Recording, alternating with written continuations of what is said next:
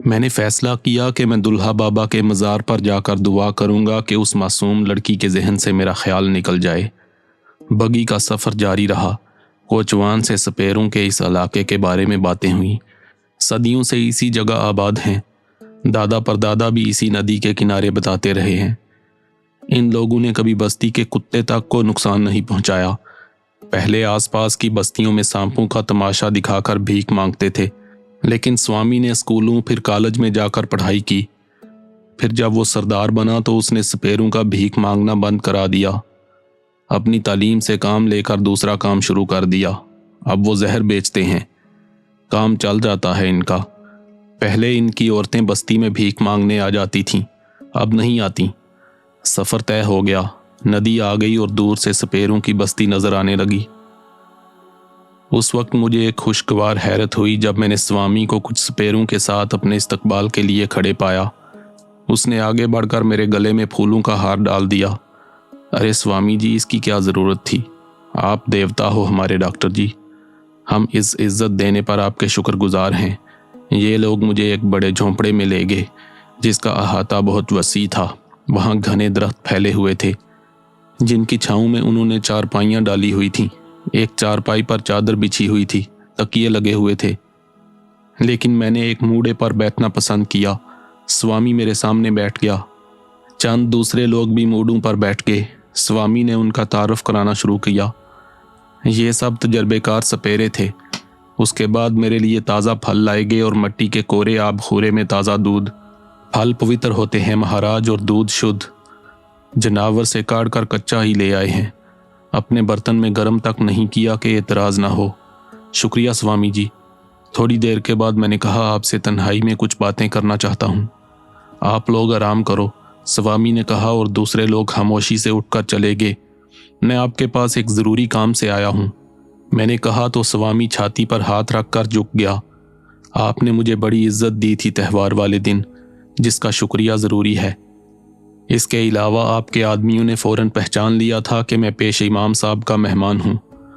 हाँ, हम बस्ती से दूर ज़रूर हैं, लेकिन हम एक हैं, एक दूसरे की खबर रखते हैं। तब तुम्हें यह भी मालूम होगा कि आजकल पेश इमाम साहब का नहीं बल्कि मुखिया सिंह का मेहमान हूँ। हाँ, और उसकी बेटी का इलाज कर रहे हैं, स्वामी ने कहा और मेरे दिमाग को ज़ोरदार करंट लगा। ये इतना सब कैसे जानता है?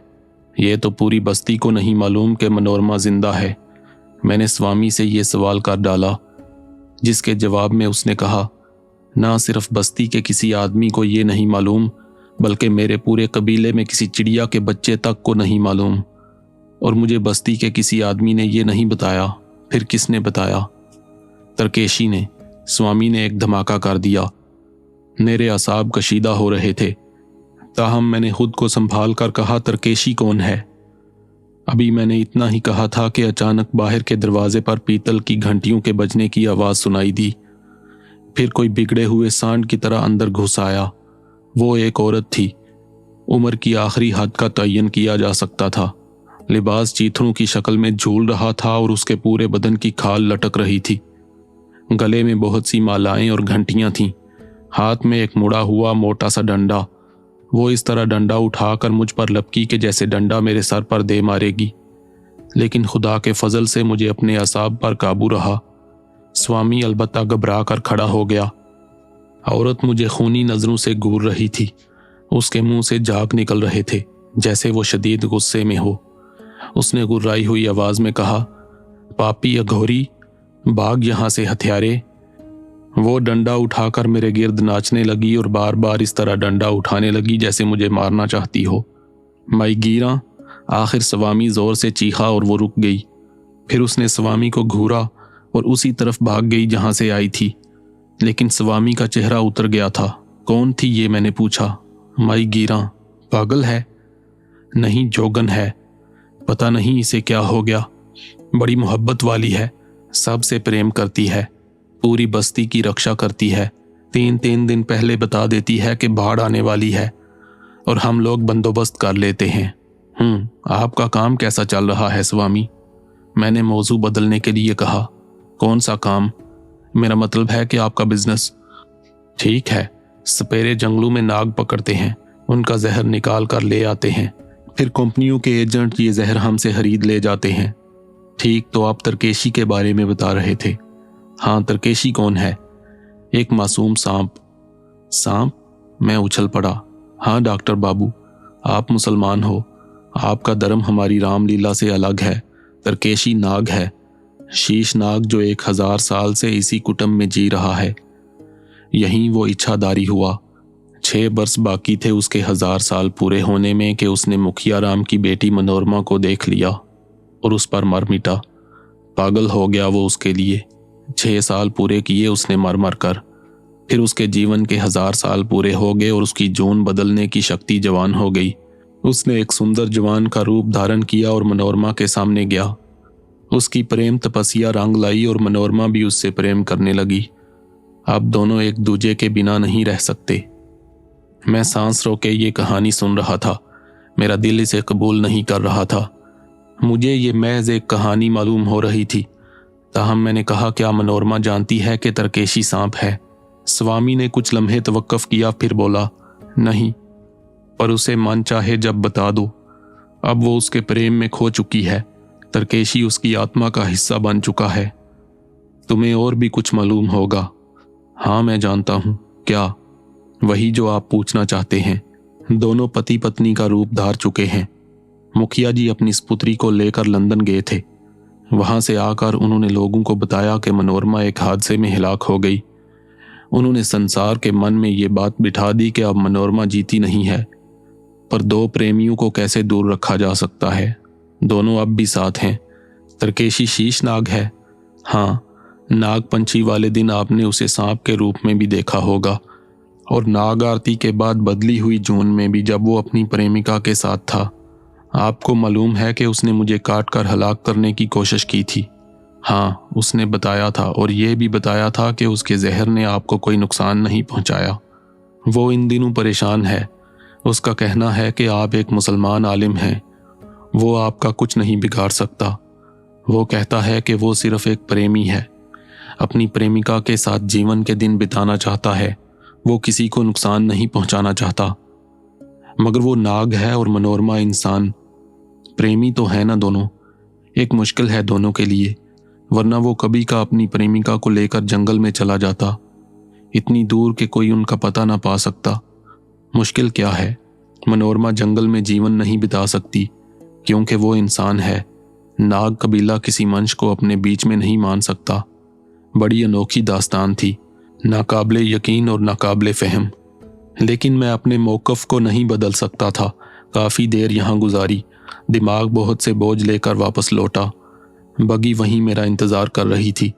मैं वापस पहुँच गया। मुखिया सिंह न जाने कब तक वापस आएगा। मैं नढाल सा बिस्तर पर पड़ गया। वो हसीन नौजवान याद आ रहा था जो मनोरमा के साथ बैठा हुआ था। दोनों किस कदर खूबसूरत लग रहे थे। काश वो इंसान होता तो मैं दोनों को यकजा करने में सरदार की बाजी लगा देता। मगर होगा क्या? क्या मनोरमा के जिस्म का खून बदल देने से ये दास्तान ख़त्म हो जाएगी? क्या तरकेशी उसके बाद मनोरमा को छोड़ देगा? ताहम मुझे अपना काम ज़रूर करना था। उसके बाद खामोशी रही। रात को भी मुखिया सिंह की वापसी की खबर न मिली, लेकिन दूसरी सुबह वो मौजूद था। पता चला कि रात को 3:30 बजे वापसी हुई। खून के बारे में उसे हिदायत दी गई थी। अब मैं बिल्कुल नॉर्मल था। मनोरमा का खून बदल देना मेरे लिए मामूली बात थी। किसी तरफ से कोई रूहानी इमदाद होगी, अब इसकी तवक्को नहीं थी। मुझ पर इमदाद के दरवाजे बंद हो गए थे। मैं उन्हें खोलने की दरख्वास्त नहीं कर सकता था। वो कमरा जिसे मैंने अपनी लिबार्ट्री बनाया हुआ था, मुकम्मल तौर से मेरे काम के लिए तैयार था। मैंने वहां जाकर मजीद तैयारियां की और आखिरकार मैंने मुखिया सिंह से मनोरमा को यहां लाने की फरमाइश की। कुछ देर के बाद मनोरमा मुखिया सिंह के साथ आ गई। उसने यहाँ के माहौल को देखा और उसकी आंखों में शरारत नाचने लगी। वो बोली, डॉक्टर साहब, क्या माहौल पैदा किया है आपने? काफ़ी जहानत से काम कर रहे हैं। ठीक है, रोज़ी कमाने के लिए बड़े बड़े नाटक करने होते हैं। जी सर, क्या हुक्म है? आप यहाँ लेट जाइए। बेहतर, उसने कहा और ऑपरेशन टेबल पर लेट गई।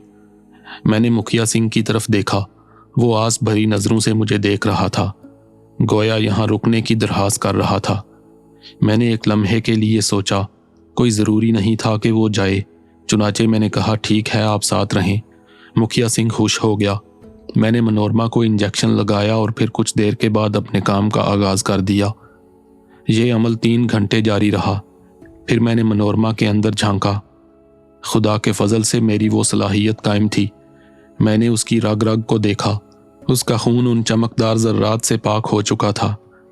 अरे, अचानक मुखिया सिंह के मुंह से आवाज निकली और मैं चौंक कर उसे देखने लगा। क्या बात है? मैंने बेइख्तियार पूछा। ये देखो, वो एक तरफ इशारा करके बोला। मैंने चौंक कर उस जार की तरफ देखा जिसमें निकाला हुआ खून जमा था। फिर सच्ची बात है कि मेरी कैफियत भी अजीब हो गई। खून में अब उन रोशन जर्रात की बजाय छोटे छोटे सांप के बच्चे तैर रहे थे। ये क्या है डॉक्टर? मुखिया सिंह ने घबराए हुए लहजे में कहा। मैं क्या जवाब देता, खामोश रहा। मुखिया सिंह ने खुद ही कहा, ओ माय गॉड, मेरी बच्ची इस अजाब से गुजर रही थी, मगर ये कैसे हुआ? मुझे नहीं बताओगे डॉक्टर कामरान? मैं क्या बताऊं? नहीं, तुम जानते हो, तुम जानते थे, तभी तुमने इसका खून बदला। इसके शरीर में ये जहर घुला हुआ था। मगर डॉक्टर, ये जहर कहाँ से आया? कुछ तो बताओ मुझे। तुम जानते हो, पीर दुल्हा ने ऐसे ही तो तुम्हारी तरफ इशारा नहीं किया था। मुझे बता दो डॉक्टर, मुझे बता दो, तुम्हारी मेहरबानी होगी। आप मनोरमा जी की देखभाल करें। 1 आध दिन तक ये परेशान रहेंगी। चलो ठीक है, शुक्र है कि मेरी बच्ची की सेहत की उम्मीद पैदा हो गई। मैंने सारी चीजें समेटी। मुखिया सिंह से कुछ देर बातें की। उस खून के बारे में मुखिया ने पूछा तो मैंने कहा, आपके पास तेजाब मिल जाएगा? हाँ, सैनिटरी के सामान में मिल जाएगा। कमोड और बेसन साफ करने के लिए इस्तेमाल होता है। मुझे खालिस तेजाब चाहिए। मैं बंदोबस्त करता हूँ। बेचारे को सारे काम खुद ही करने पड़ रहे थे, क्योंकि किसी पर मनोरमा की जिंदगी मुनकशिफ नहीं कर सकता था। उस खून को तेजाब में जलाने के बाद मेरा काम खत्म हो गया। लेकिन एक ख्याल और दिल में आया, वो ये कि पुरस्रार सांप पर क्या रद्द अमल होगा। मैंने मुखिया सिंह से कहा, एक खास बात मैं आपसे कहना चाहता हूं मुखिया जी। हुक्म करें। क्या आप भी मनोरमा उसी कमरे में रहेंगी? हम अपने जिगर के टुकड़े को अपने सीने से लगाकर रखना चाहते हैं, लेकिन बस वो जगह राजदारी की वजह से रखी गई। आप ये सवाल क्यों कर रहे हैं? 2-4 दिन इन्हें तन्हा नहीं छोड़ना, हम इनका रद्द अमल देखेंगे। मैंने कहा, तो फिर यूं करते हैं कि हम पति पत्नी इसके पास हो जाएंगे। ठीक है, ऐसा कर लें। हम दोनों बातें करते रहे। मनोरमा को होश में लाने वाला इंजेक्शन दे दिया गया था। आहिस्ता आहिस्ता उसके बदन में तहरीक होने लगी। फिर उसने आंखें खोल दी। उसकी आंखें खाली खाली थीं। मुखिया सिंह ने उसके करीब आकर प्यार भरे लहजे में कहा, मनोरमा, मनोरी। लेकिन मनोरमा ने उधर रुख नहीं किया। ठीक है, ये ठीक है, दिमागी कुव्वतें वापस आने में देर लगेगी। मैं कमरे से बाहर निकल आया। मुखिया से मैंने कहा कि कोई ख़ास बात हो तो मुझे फ़ौरन इत्तला दे दी जाए, लेकिन कोई इत्तला नहीं मिली। शाम हो गई। फिर मुझे एक ख्याल आया तो मैं उस कमरे की तरफ चल पड़ा जहां मनोरमा रहती थी। मनोरमा के लिए मज़ीद सहूलतें मुहैया कर दी गईं। मुखिया ने अपना वहीं सोने का बंदोबस्त कर लिया। मैंने मुखिया सिंह से कहा, ये रोशनदान देख रहे हैं आप? हाँ, इसे बंद करना है। क्यों? बस इसे बंद कर दें। अच्छा। मुखिया की आवाज़ में खौफ की हल्की सी आमेज़श थी। फिर वो बोला, ये काम मैं खुद ही करता हूँ। फिर वो कीलें और हथौड़ा वगैरह ले आया। मैं खुद ऐसे कामों से नावाकिफ था, ताहम दोनों ने मिलकर रोशनदान में कीलें जड़कर उसे मजबूती से बंद कर दिया। फिर मैंने मनोरमा के करीब जाकर आवाज़ दी, लेकिन उसने मेरी तरफ नज़र भी नहीं उठाई। यूं लगता है जैसे वो बहरी हो गई है, और यूं भी लगता है जैसे वो देख ना पाती हो। नहीं, ऐसी कोई बात नहीं। फिर ये किसी आवाज़ पर मतवज्जे नहीं होती, आंखों का जाविया भी नहीं बदलती। कुछ वक्त लग जाएगा। मैं इसके लिए एक काम करूंगा, मुखिया ने कहा। क्या? मैंने तुम्हें बताया है डॉक्टर कि मैं इसे चंद दिनों के अंदर ही इंग्लैंड ले जाऊंगा। वहां इसकी शख्सियत ही बदल दूंगा। अगर इसके खून बदलने के अमल से इसकी समात और बिनाई मुतासर हुई है तो मैं इसका इलाज कराऊंगा। मैंने उसे कोई जवाब नहीं दिया। मुखिया सिंह कुछ देर सोचता रहा, फिर झुझकते हुए बोला, एक बात कहूं डॉक्टर साहब? कहिए। आप भी हमारे साथ इंग्लैंड निकल चलें, इंतजामात कर लूंगा। आप बिल्कुल बेफिक्र रहें इस बारे में। मेरे चेहरे पर नाखुशगवार असरात पैदा हो गए। मैंने सर्द लहजे में कहा, शुक्रिया मुखिया सिंह जी। मुखिया को एक लम्हे में मेरी कैफियत का एहसास हो गया। उसके बाद उसने एक लफ्ज़ भी नहीं कहा। मैं शदीद सस्पेंस का शिकार था कि देखें अब क्या होता है। दूसरी सुबह मुखिया सिंह मेरे पास आ गया। उसका चेहरा खौफ का शिकार था। क्या बात है मुखिया जी, सारी रात मैं और पत्नी नहीं सोए? क्यों? अब बड़ा अजीब सा ख्याल आ रहा है। मनोरमा के खून में सांप के बच्चे तैर रहे थे और सारी रात उस रोशनदान पर जिस पर आपने कीलें ठकवाई थीं कोई टक्करें मारता रहा है। साथ में किसी सांप की गजबनाक फनकारें सुनाई देती रहीं। मेरी पत्नी तो 4 बजे ही वहां से भागकर अपने कमरे में आ गई।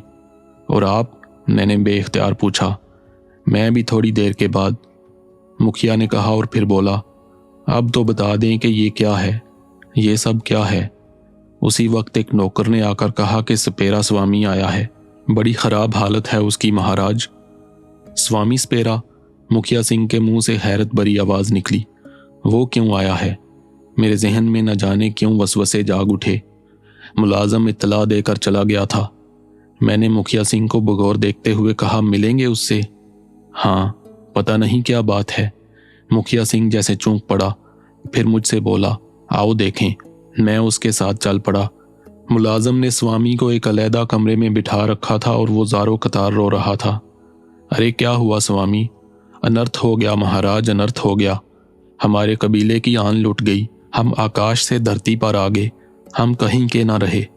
वो अंगूछे से आंसू पोंछने लगा। मुखिया सिंह के चेहरे पर गुस्से के आसार फैले हुए थे। सुना चुके अपनी कहानी, अब ये भी बता दो कि क्या बात है। छोटा मुंह बड़ी बात मालिक। हमें पता है कि डॉक्टर जी ने बिटिया का इलाज किया है। इन्हें भी मालूम है कि बिटिया जीती है, इसलिए हम इनके सामने कह रहे हैं, स्वामी ने कहा और मुखिया सिंह का चेहरा जर्द हो गया। आगे बोलो, उसकी गर्ज भरी आवाज उभरी। हमें कुछ नहीं मालूम था सरकार। तरकेशी शीशनाग कई नस्लों से हमारे कबीले में रह रहा था। हमें बड़ी सहूलत थी। सांप उसके लिए आते थे और हम उनका जहर निकाल लेते थे, मगर सब लुट गया। तरकेशी के जीवन के 1000 साल पूरे हो गए। वो इच्छादारी हो गया, उसने जून बदल ली। तब नसीबों के मारे राजकुमारी जी को देख लिया और उनके प्रेम का रोगी बन गया।